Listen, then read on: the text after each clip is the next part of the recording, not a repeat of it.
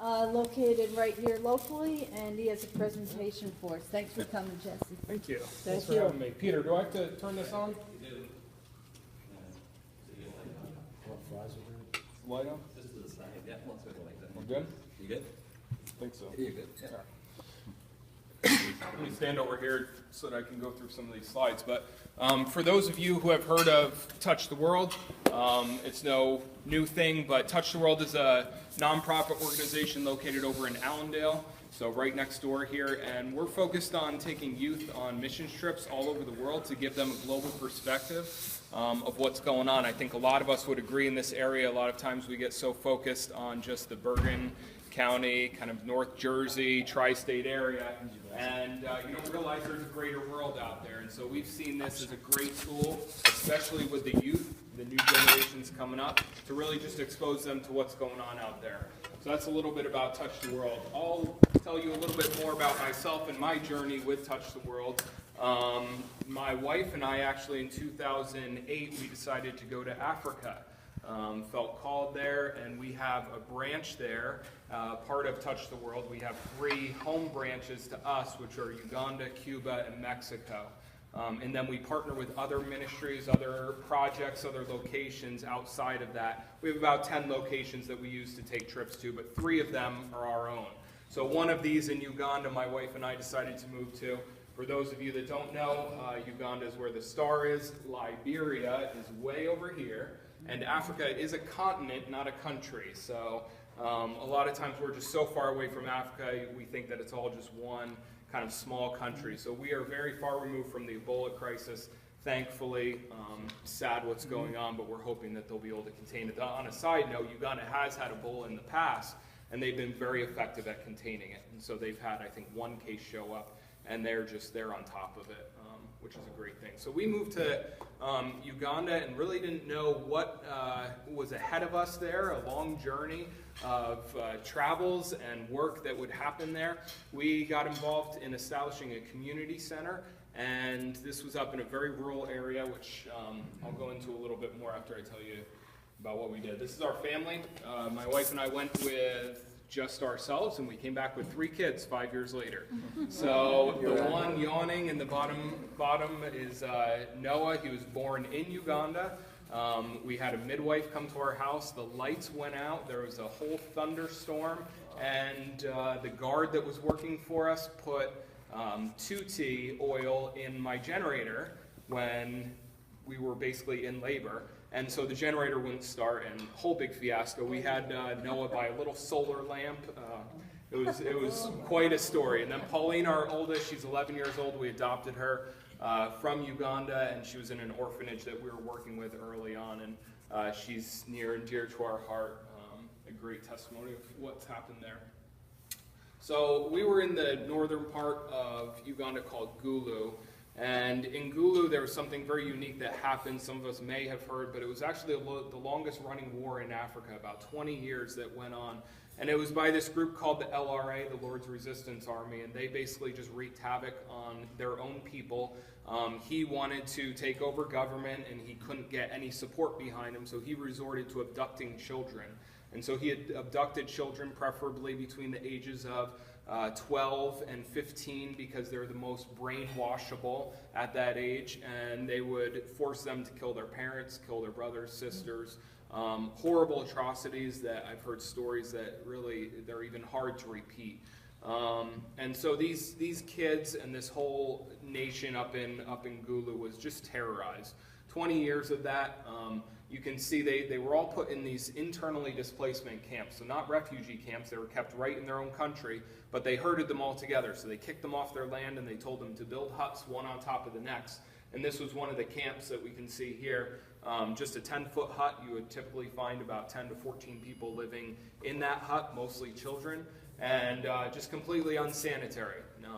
The latrines would be right next to the huts, and the water source would be right next to that. And so for these 20 some odd years, people didn't have clean water, completely unsanitary situations, house one on top of another. And that was a very tough time. The Lord's Resistance Army has since been kicked out to They're between Congo and Central African Republic, so they haven't come back in. But also, I think there's some U.S. troops still on the ground trying to help them, to isolate them. So he's actually still out there, but he hasn't been able to come back to Uganda. So in about 2008, they started rebuilding. So they had declared that this guy and his army was gone. They're not coming back, and they convinced the people, let's start rebuilding. We have to rebuild our nation. Now, what happened during this time, the problem was you have a whole generation of kids that have been wiped out, and even actually more, their parents who have been wiped out, killed by their own children or by the LRA army. And so these kids were in the camps, no education, their parents are dead, they've grown up in these camps, they were born in these camps, and they're told, go back to your land. And they're saying, where? I don't know where my dad's land is. And as an African, land is all you have. That's your inheritance. That's all you have to your name typically.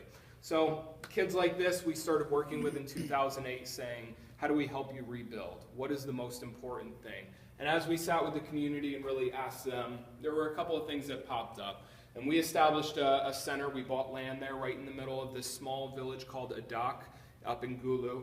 And the first thing we did was we said, you know what, there's this whole generation of kids that have grown up. They were not educated. You can't ask them to go back to first grade.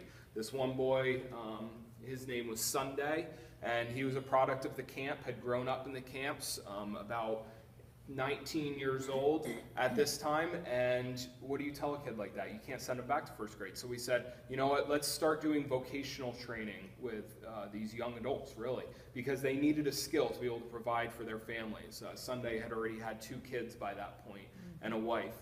And so Sunday, one of the first things we taught was tailoring, sewing. And we taught a couple classes of that. We, after that, did baking. We did brick making and building, so very practically helping them learn how to make the mud bricks and build their own houses as they helped rebuild in the village. So we started off with vocational training. From there, we said, what's the second most important thing that we felt like the community needed and that they felt like they needed was water. There were no clean sources. We had all the water sources tested in our village, just boreholes, the pump boreholes. And every one of them was contaminated with feces. They just didn't go down far enough, and latrines were close, so it was all getting contaminated underground. So we dug this well all the way, it was about 40 meters down into the ground. Solar pump, so it's all naturally run.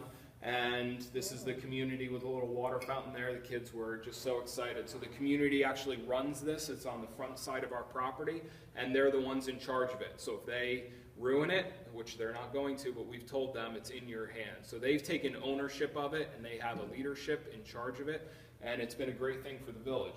They come every day. You can see women coming from far away with their, they call them jerry cans, and they actually carry them on their head. It's quite amazing.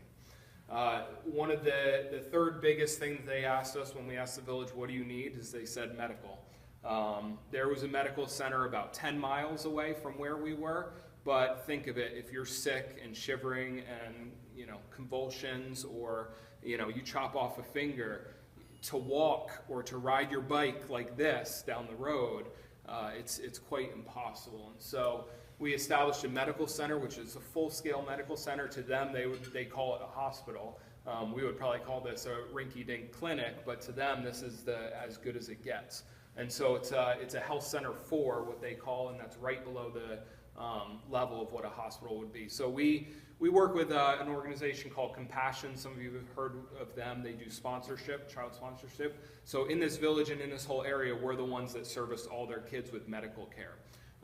We also deal a lot with mothers and children under 5, giving them free antenatal care and any, birthing, that whole process with mothers, and any children under 5 doing immunizations. All that is free for our community. So we subsidize that through our donors and through people who believe in what we're doing. A lot of malaria up there. We deal with malaria, a lot of HIV/AIDS that we're treating.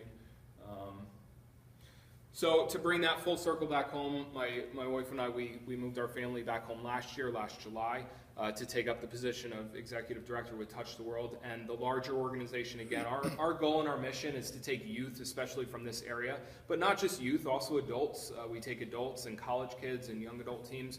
overseas and even domestically here, just to get them out of this area, because we believe that when they're outside of this area, they're going to see life in just a brand new way, and that really is going to affect them and propel them, much along the lines of what Rotary is doing, to a life of service. And that's what we're about as Touch the World. So I'm excited to be back. It's been a great journey. This is just a picture of a couple of people we took over recently. But we do take teams over there. We'll do things like build huts for widows and orphans. We'll get involved in the medical clinic. We'll do sports interaction with the kids. So a lot of different opportunities with teams that we have, and we love having teams go over. Some of the things we focus on, like I said, service is one of our big motives. We want to serve the community. We know that there's a bigger cause than just trying to make a lot of money in this world, and that's why we're all here, right? We believe that there's a greater connection there. So exposing people to that, also exposing them to the cultures around, we've seen as wildly impactful for especially youth, seeing that, wow, not everybody thinks the way I do. It's amazing, but you know what? Our youth really don't understand that. They think that everybody thinks the way we think and has the same worldview. And when they realize that, okay, there's a different way of thinking, but it's just as good. It's not wrong. It's just different. And then interaction with poverty. You know, having to question and being faced with an orphan that has, you know, a huge belly because they're starving, and it's a 4-year-old kid in our village. You'll always see a 4-year-old kid with a baby strapped on their back, and you know, they're the caretaker of their little brother or sister. So when they're faced with that, and when I was faced with that, this was my story, you begin asking really deep questions about what is life about? What am I supposed to do now with this kid that's in front of me? Do I have a responsibility to that? So Touch the World over the past year, we've really been reassessing our organization and saying, how do we set up principles? And I think if you would want me to come back someday, I would love to talk to you specifically about this, because I think it's a needed conversation, and the conversation is this, is when we interact globally and help people that are less fortunate than us, are there certain boundaries and parameters that we need to follow to be more effective in our help? So in other words, sometimes what we've seen is a lot of Westerners just put money on something and they think that that's solving the problem. And what we saw from being there long term, or at least 5 years, is that a lot of times that's not true. The money gets lost. You know, you have USAID, you have the UN, all these big organizations, and the money just doesn't get to where people think it's going. And so are there certain principles that we can follow that would say, if we follow these principles, we believe there's going to be greater impact and a greater return on our investment with either the kids that we're sending and the trips that we're taking, or just money that we're investing in a certain project or a location. So thanks for having me. That's a little bit about us. I'd love any questions. I went very quickly through all of this, and there's a lot of substance there. So do you have any questions?